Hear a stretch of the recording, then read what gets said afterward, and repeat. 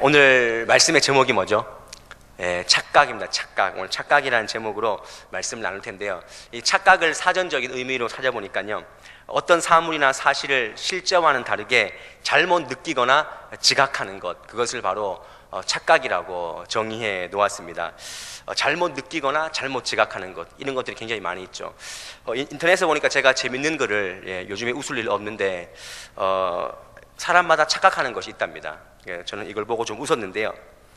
한번 들어보십시오. 예를 들어서 이런 겁니다. 연애하는 남녀의 착각이 뭐냐면요, 결혼만 하면 깨가 쏟아지는 줄 안다는 것입니다. 이 착각이죠, 착각. 그 시어머니의 착각이 있대요. 아들이 결혼하고도 부인보다 엄마를 먼저 챙길 줄 안다는 것, 이 착각이에요, 착각. 그리고 부모들, 자식들이 나이 들면 효도할 줄 안다. 여기선 착각이라고 얘기를 하더라고요. 아가씨들, 자기들은 절대로 아줌마가 안 될 줄 안다. 그리고 회사 사장은 종업원들을 다그치면 열심히 일할 줄 안다. 그리고 아내들, 솔깃하죠. 아내들, 자기 남편은 젊고 예쁜 여자에게 관심이 없는 줄 안다. 그리고 남편들은요, 살림하는 여자들은 집에서 노는 줄 안다.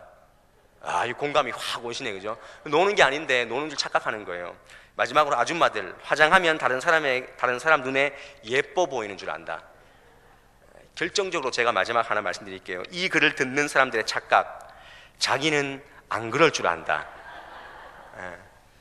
자기는 안 그럴 줄 안대요. 착각이죠. 우리는 이 땅을 살면서 착각을 무수히 많이 하며 살아갑니다. 사실 오늘 하루도 우리 삶 가운데 착각이 굉장히 많이 있었죠. 어떤 착각이 있습니까? 내가 열심히 살면, 내가 내 힘으로 열심히 살면 잘 되는 줄 아는 그런 착각들, 내가 똑똑한 줄 알고 남 무시했던 그런 모습들, 또 난 너무 신앙생활 잘하고 있어. 오늘 봐봐, 수요 예배까지 왔잖아. 천년만년 살 것처럼 아웅다웅 하면서 사는 그 삶 자체가 우리 삶 가운데 착각이라는 것입니다. 착각일 수 있다는 것입니다. 오늘 본문은 예수님께서 한 사람의 착각과 환상을 깨뜨려 주시는 그런 말씀인데요, 오늘 말씀을 통해서 인생이, 우리 하나님 앞에 살아가는 그 인생들이 어떤 착각을 하고 있는가, 다시 한번 우리 신앙을 한번 되짚어보고 정확하고 바른 그런 신앙을 우리가 견지할 수 있었으면 좋겠습니다. 첫 번째는요, 오늘 본문을 통해서 우리가 신앙인들이 가지는 착각 중에 하나는 뭐냐면요, 예수님의 제자됨이 가벼운 길인 줄 안다는 것입니다. 예수님의 제자 되는 것 가벼운 길이야. 예수 믿고 구원받는 거 너무 즐겁잖아, 너무 좋잖아, 너무 행복하잖아. 그렇게 단순하게만 우리가 생각한다라는 것입니다.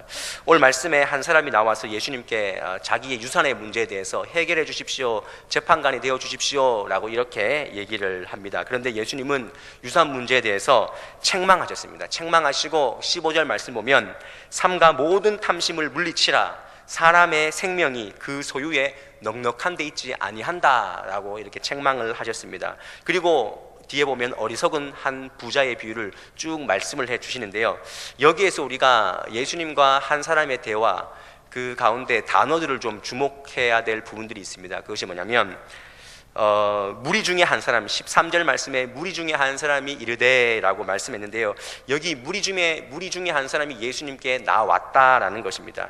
이 무리 중에 한 사람, 우리가 여기에 한번 주목을 할 수 있어야 합니다.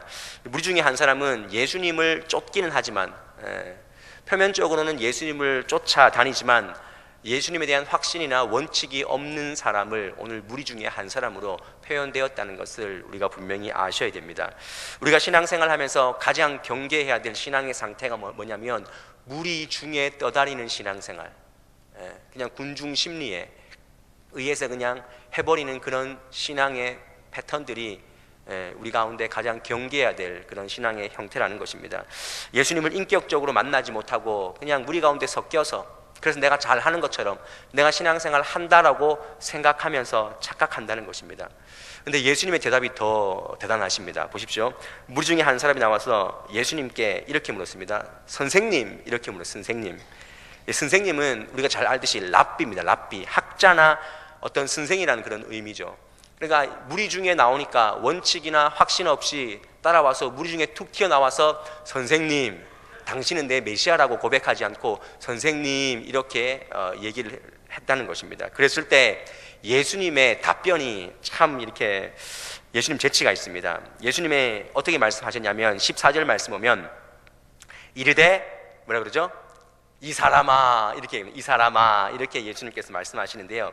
여기서 이 사람아는 헬라어로 보니까 안드로페라는 단어를 썼는데, 이 안드로페라는 단어는 성경에서 어떤 사람을 책망할 때, 이 사람아 책망할 때 쓰는 단어라고 적혀 있는데 우리가 잘 알고 있는 말씀입니다. 고린도후서 말씀 보면 우리 겉사람은 낡아지나 우리 속사람은 날로 새로워진다 할 때 이 겉사람을 바로 여기 이 사람아, 이 안드로페라는 단어와 똑같이 사용한다는 것입니다.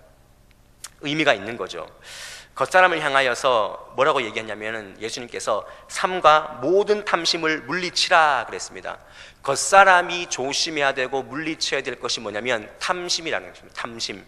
이 탐심은 더 많이 가지는 것, 분에 넘치게 더 많이 가지려고 하는 그런 욕심들을 탐심이라고 오늘 예수님께서는 말씀하셨습니다. 잘 보십시오. 겉사람은요, 예수님에 대한 확신이 없고 원칙이 없는 사람은 예수님께 나와서 겉사람의 모습으로 살면서 가장 연약한 부분이 뭐냐면은 탐심에 대한 부분입니다. 더 가지려고 하고 더 소유하려고 하는 이런 연약한 무리들이 바로 오늘 말하는 겉사람이라는 것입니다. 오늘 우리가 한번 우리 신앙을 돌아볼 때 나는 겉사람에 집중하여 살고 있지는 않은가? 내가 신앙생활 한다고 하지만 겉사람에 집중해서 살고 있지는 않은가? 한번 돌아볼 수 있어야 한다는 것입니다. 우리가 예수님과 아무 상관없이 살면은 그 사람이 겉사람입니다. 이 사람아, 오늘 이 책망을 우리가 들을 수 있어야 됩니다. 비단 이것은 돈에 대한 문제, 어떤 그 돈에 대한 문제만 아니라 인간이 살아가는 모든 욕심에 관한 그 탐심, 그것을 예수님께서 말씀하시는 것입니다.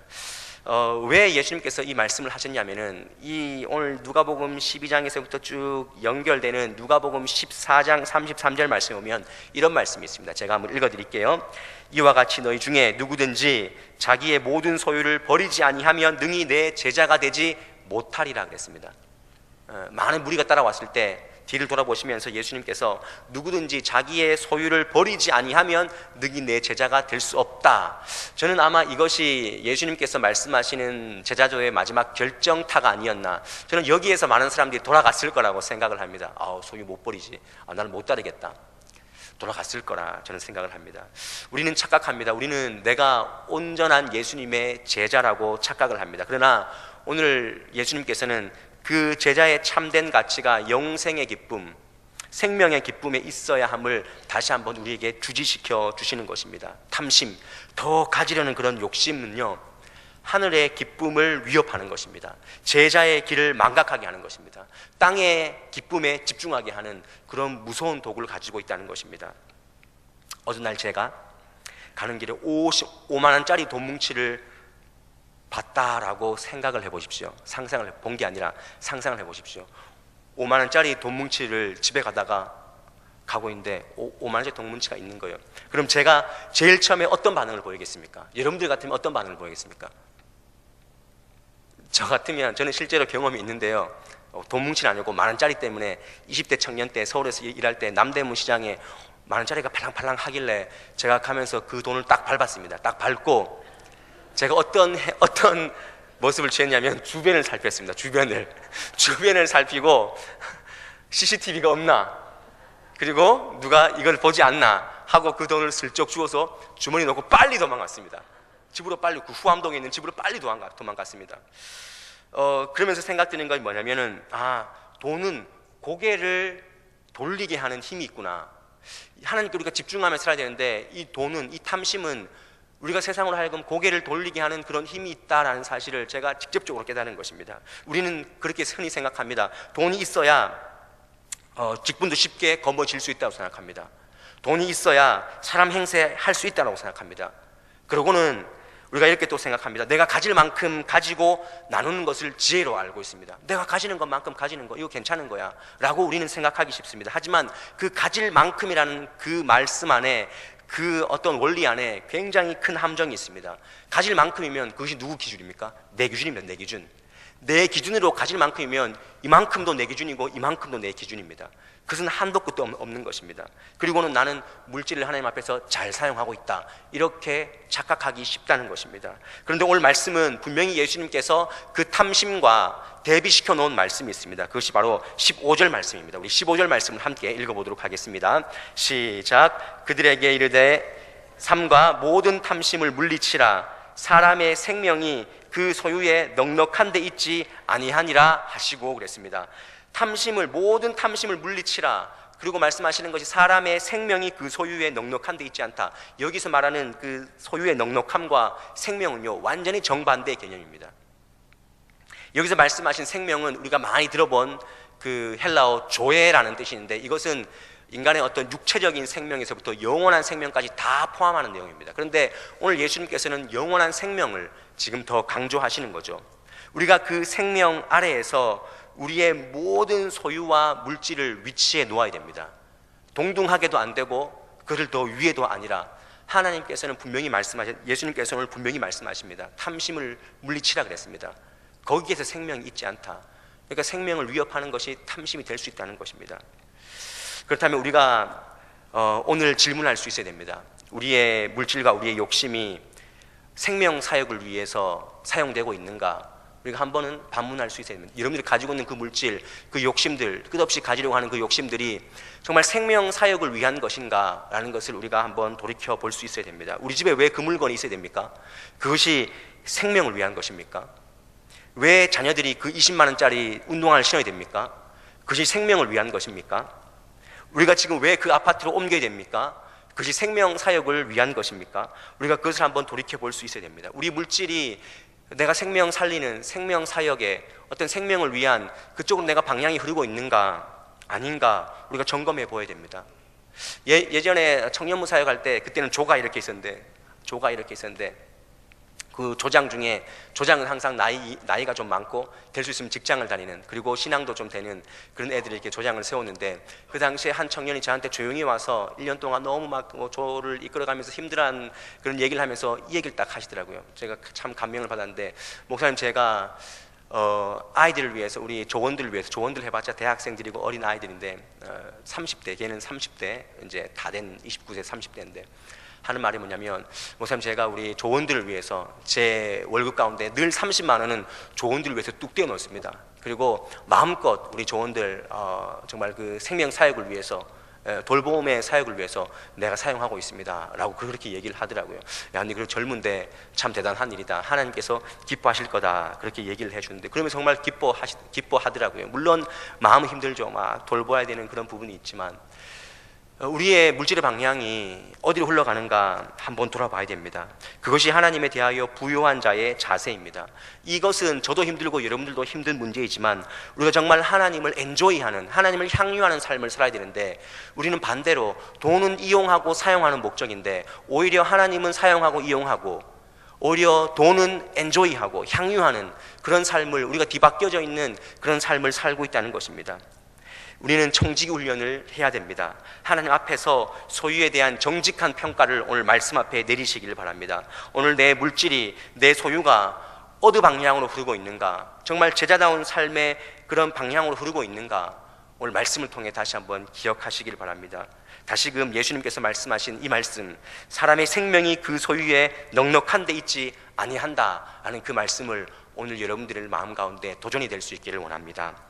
또 한 가지 우리가 하고 있는 착각 중에 하나는요, 내가 내 삶을 살고 있다는 착각이라는 것입니다. 오늘 본문에서 심심치 않게 반복되는 단어가 있습니다. 혹시 찾으셨습니까? 오늘 가장 많이 반복되는 단어가 무엇인 줄 아십니까? 예수님의 그 어리석은 부자를 비유하시면서 오늘 가장 많이 반복되는 단어가 뭐냐면 내가라는 단어입니다. 내. 17절 말씀에 심중에 생각하여 이르되 내가 곡식을 쌓아둘 것이 없으니 어찌할까 하고 내가 그러죠. 그리고 18절 말씀에 이르되 내가 이렇게 하리라, 내 곡간을 헐고 더 크게 짓고 내 모든 곡식과 물건을 거기에 쌓아두리라. 그리고 19절 말씀에도 또 내가 내 영혼에게 이르되 이렇게 얘기를 합니다. 계속해서 반복되는 것이 어리석은 부자의 반복되는 단어는 내가 산다는 것입니다. 내가 많이 소출했으니까 내가 내 곡간을 헐고 내가 거기다가 내 곡식을 쌓아둘 것이다 라고 얘기하는 것입니다. 우리가 이렇게 사는 거죠. 내가 내 인생을 운전하는 것처럼 그렇게 살아간다는 것입니다. 내가 내 인생을 지킬 수 있는 것처럼 그렇게 살고 있다는 것입니다. 그런데 하나님께서는 어떻게 말씀하십니까? 하나님께서는 20절 함께 우리 보도록 하겠습니다. 20절 말씀, 하나님께서 이렇게 말씀하십니다. 시작. 하나님은 이르시되 어리석은 자여 오늘 밤에 내 영혼을 도로 찾으리니 그러면 내 준비한 것이 누구의 것이 되겠느냐 하셨으니, 내 영혼을 내가 도로 찾겠다는 것입니다. 그러면은 아까 전에 그 어리석은 부자가 계속 말씀했던 그 내 생명이, 내 영혼이 누구의 것이라고 말씀하십니까? 하나님께서는 그 내 거다. 네 거라고 착각하는데 그거 내 거다. 네 소유, 네 곡식, 네 소출, 네 곡간, 그거 다 내 거야 라고 하나님께서 말씀하시는 것입니다. 네 영혼을 도로 찾으면 네가 수고한 것이 누구의 것이 되겠느냐라고 말씀하시는 거죠. 우리는 끊임없이 내 것을 주장합니다. 내 가정, 내 자녀, 내 물질, 내 명예, 내 성공, 내 교회조차도 내 교회라고 생각합니다. 문제가 있는 교회들 보십시오. 다 분쟁이 있는 교회는 내 것이라는 겁니다. 내 교회이기 때문에 내가 애착이 있기 때문에. 그러나 그것을 내려놓을 때, 하나님의 교회라고 우리가 인정할 때 그것이 풀어지는 것입니다. 하나님께서는 내 영혼을 좌지우지할 수 있는 창조주를 기억하라라고 말씀하십니다. 우리가 혹시 우리 인생 위에 하나님이 계시다는 것을 잠시 망각하고 3일 동안 사셨다면 다시 한번 내 힘과 내 능력으로 산다는 그 착각을 버리고 하나님의 은혜 가운데 하나님께서 은혜 주시는 대로 살아가겠다는 그런 결심을 여러분들이 오늘 이 밤에 하실 수 있기를 원합니다. 그래서 시편 127편 말씀에 여호와께서 집을 세우지 아니하면 세우는 자의 수고가 헛되고 여호와께서 성을 지키지 아니하시면 파수꾼의 수고가 헛되다라고 분명히 말씀하십니다. 우리가 지키는 것 같지만, 우리가 농사하는 것 같지만 아니라는 것입니다. 하나님께서 하신다는 것입니다. 어제 안동에 우박 오신 거 아십니까? 안동에 우박 왔습니다. 걱정이 되더라고요. 저 대추집도 걱정나고 또 이렇게 많이 사과밭도 걱정이 되고 한데, 아침에 장례일 이렇게 가면서 목사님하고 한 권사님은 이렇게 대화를 하시더라고요. 뭐라고 그랬냐면, 어제 목사님 서울에 계셔서 몰랐지만 안동에 우박이 왔습니다 그러는 거예요. 그러면서 우박 사진을 크게 해서 보여주는 거예요. 500원짜리 동정만한 우박들을 보여주시면서 하시는 말씀이 뭐냐면, 그 알토란 같은 그 배추들이 다 망가졌다는 거예요. 이렇게 억울할 수 없다는 거예요. 근데 목사님께서 하시는 말씀이 뭐냐면, 제가 그 말씀이 참 의미가 있다 그래서 낼름 주도 담았죠, 마음에. 뭐라 그랬냐면, 권사님, 마지막 농사는 하나님이 지으시는 거예요. 이렇게 얘기하는 거예요. 마지막 농사는 하나님이 지으시는 거예요. 여러분들이 아무리 자식 농사, 밭 농사, 논 농사, 아무리 어떤 물질 농사를 아무리 진다 해도 마지막 농사를 누가 짓는다고요? 하나님이 짓는다는 거예요. 저는 오늘 이 말씀이 정말 이 의미가 여러분들 삶 가운데 큰 울림이 되었으면 좋겠습니다. 그러면 우리는 우리 인생관을 어떤 인생관을 가지고 살아야 되겠습니까? 내 손으로 세우려고 하는 그 착각들을 버리고 겸손하게 하나님 앞에 설 수 있기를 바랍니다. 내 손으로 한다는 것, 사람의 손이 강조되면 그것은 우상이 될 수밖에 없습니다. 잘 생각해 보십시오. 사무엘상 말씀을 읽다가 느낀 그런 의미인데요. 사무엘상 앞부분에 보면은 이스라엘 백성들이 블레셋과 전쟁을 하다가 어떤 일이 벌어지냐면, 법궤를 가지고 나가면 이길 것이다 라고 생각해서 여호와의 법궤를 가지고 나가지 않습니까? 나갔을 때 이겼습니까? 졌습니까? 졌습니다. 졌으면 다행인데 지고 난 다음에 그 언약궤를 빼앗겼습니다.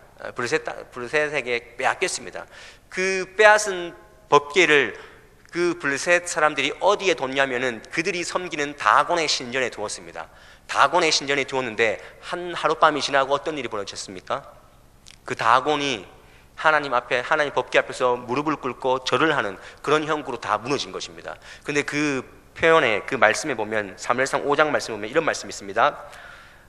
그들이 다곤을 일으켜 다시 그 자리에 세웠더라, 이런 말씀이 있습니다. 여기서 말하는 그들이 누굽니까? 다곤을 섬기는 제사장들, 사람이죠. 사람들이 어이구 넘어졌네, 왜 이러지 하고 다시 세운 거죠. 세웠으나 다시 또 절을 하는 형국이 벌어진 거죠. 잘 보십시오. 우상은요, 사람이 세우는 것입니다. 우상은 사람이 세우는 거예요. 그러니까 우리가 내 손이 많이 가고 내 손으로 일으킬 수 있다고 생각하는 그 모든 것이 어쩌면 우리 삶 가운데 우상이 될 수 있다는 사실을 우리가 기억해야 한다는 것입니다. 여러분들 손이 많이 가고 손이 많이 가는 자녀, 많이 가는 그런 부분들, 그것이 오히려 여러분들에게 우상이 될 수 있다는 것을 우리가 아셔야 한다는 것입니다. 그래서 내가 하는 것이 아니라 하나님의 은혜 주시는 대로 내가 겸손하게 하겠습니다. 지금 많지 않지만 적은 것으로도, 내가 적은 지혜지만 하나님께 드려지면 하나님께 쓰실 줄 믿습니다. 그런 마음이 승리하는 삶인 줄 믿으시길 바랍니다. 그래서 그 삶을 유지할 수 있는 그 첫 작업이 뭐냐면 그것이 바로 기도라는 것입니다. 기도가 그렇게 필요한 것입니다. 기도는 내 뜻을 하나님의 뜻으로 돌려놓는 작업입니다. 기도는 내 정보를 하나님께 막 전달하는 것이 아닙니다. 뒤에 읽어보면 알겠지만 내가 너희에게 있어야 할 것이 무엇인지 다 아느니라 그래서 하나님께서는 다 아십니다. 그럼에도 불구하고 하나님께서는 계속 쉬지 않고 기도하라고 말씀하십니다. 이 두 개의 괴리 안에서 우리가 무엇을 찾아야 됩니까? 하나님은 우리의 정보를 듣고 싶지 않습니다. 우리의 신세 한탄을 듣고 싶은 것이 아니라 하나님께서는 하나님의 뜻을 우리가 기도하면서 알기를 원하십니다. 그래서 지난주 주일날 그 낮에 그 설교 말씀 가운데 그 한나의 기도가 나오지 않습니까? 한나가 아들 없기 때문에 그냥 한탄하며 하나님 앞에서 기도하는 그런 수준 낮은 기도가 아니라는 것입니다. 하나님의 사람이 없음을 아파하면서 하나님, 내가 하나님 아들을 드리겠습니다. 하나님의 뜻을 알고 구하니까 드리지 않습니까? 똑같이 우리가 하나님의 뜻을 알고 깨달으면은 드리는 것입니다. 수준 있는 기도는요, 하나님 주세요가 아니라 내가 무엇을 드릴 수 있습니까? 내가 드리겠습니다 라고 기도할 수 있는 그런 사람인 줄 믿습니다. 그래서 우리가 기도할 때, 오늘 이 시간도 기도할 텐데 내 것을 포기하고 또 내 것을 주님의 것을 인정할 수 있는 그런 작업들이 기도를 통해서 이루어질 수 있기를 원합니다. 그러면 결과적으로 욥이 고백한 그 고백이 나오는 거죠. 주시니도 여호와시요, 취하시니도 거두시니도 여호와시니 하나님만 영광을 찬양을 받으실지라. 그 고백을 우리가 할 수 있는 것입니다. 사실 이 고백도요, 내가 하는 것 같지만 하나님 은혜 주셔서 내가 하는 것입니다. 이거 뭐 신앙이 큰 사람이 고백하는 것이 아니라 그 은혜의 원리대로 따라 사는 사람이 이런 고백을 할 수 있는 것입니다. 우리의 연약한 인생 위에 하나님이 섭리하시고 간섭하시는 손길이 있다는 사실을 꼭 기억하시고 내 안에 내가 사는 것이 아니라 그리스도께서 사실 수 있도록 내 자리를 온전히 비워드릴 수 있는 겸손한 삶을 사실 수 있는 여러분들 될 수 있기를 원합니다. 마지막으로 우리가 하는 신앙인들의 착각 중에 하나가 뭐냐면요, 나중에 하면 된다는 착각이에요. 나중에 하면 된다. 20절 말씀 보면은 하나님의 심판의 임박성을 얘기하시는 것입니다. 네가 거둔 것이 다 누구의 것이 되겠느냐 말씀하시는데요, 오늘 밤에 내 영혼을 도로 찾으리니 이 말씀을 하시는데, 하나님의 심판은요, 부자가 생각하는 먼 미래의 일이 아니라 당장 오늘 일어날 일이라는 것입니다. 하나님께서 오늘 밤에 내 영혼을 도로 찾으리니, 오늘 밤이라 해서 오늘 밤이 언제입니까? 이 어리석은 부자가 여러 해 날 먹고 마시고 즐길 것을 계획하던 그날 밤에 주님께서 심판이 임하신 것입니다. 나중이 아니죠. 그 어리석은 부자는 나중을 생각했지만은 하나님께서는 오늘 밤에 내가 내 영혼을 도로 찾겠다. 그러면 이 모든 것이 누구의 것이 되겠느냐라고 말씀하시는 거예요. 하나님의 심판은 임박해 있는 것입니다. 하나님의 나라는 오기도 하지만 이미 임한 상태라고 우리가 늘 알고 있습니다. 그래서 종말론적인 신앙을 살아야 된다. 종말을 기억하고 대비하는 마음으로 오늘이 마지막인 것처럼 최선을 다해서 살아가는 것이 종말론적인 그런 신앙의 삶이라는 것입니다. 제가 저번에 찬양 예배 때 신앙인들이 잘 걸리는 병 중에 섭섭병이 있다고 그랬잖아요. 그죠? 섭섭병. 섭섭병 말고 또 한 가지 병이 있어요. 신앙생활을 하면 할수록 생기는 병인데 그 병이 뭐냐면요, 이건 중병입니다. 중병. 무슨 병이면 나중병입니다. 나중병인데, 왜냐면요, 잘 들어보세요. 목사님 나중에 할게요. 은퇴하고 나중에 할게요. 애 키워놓고 나중에 할게요. 사업 마무리해놓고 나중에 할게요. 이번에 취업하고 나중에 할게요. 합격하고 나중에 할게요. 많이 하는 얘기가 형편 좋아지면 나중에 할게요. 그래서 나중에 섬기고 나중에 나뉘고 나중에 드리겠습니다. 그렇게 얘기하는 거예요. 우리 신앙인들이 걸린 중병 중에서 나중병이 딱 걸려 있는 거죠. 그래서 우리 신앙인들이 가장 위험한 게 뭐냐면은 내가 생각하는 결과물을 취해야 내가 헌신한다, 이 생각을 버리셔야 됩니다. 내가 생각하는, 내가 얻을만큼 해야 되는 이 과업들, 내가 그걸 취해야 내가 다음 걸 하겠다, 이것이 사단이 주는 가장 큰 유혹이라는 것입니다. 그것이 나중병이죠. 그것도 착각이라는 것입니다. 그래서 성경 말씀에는 그런즉 너희는 먼저 그의 나라와 그의 의를 구하라, 그러면 네가 계획한 모든 걸 내가 주겠다 하지 않습니까? 성경은 반대로 얘기합니다.